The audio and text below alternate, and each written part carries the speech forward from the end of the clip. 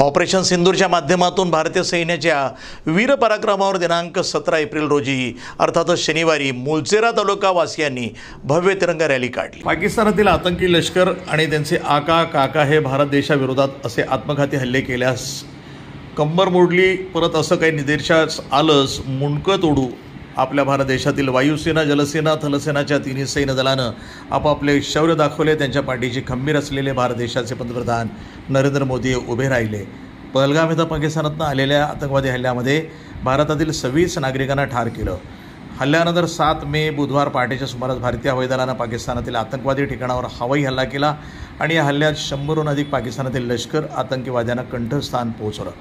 आतंकवादी लष्कर आणि त्यांचे आका काका यांचे ठिकाण उद्ध्वस्त केलं। आज मुलचेरा तालुक्यातील सर्व देशभक्त नागरिक तिरंगा यात्रेच्या माध्यमातून भारतातील तिन्ही सैन्य दलाला सलाम करता उतरले।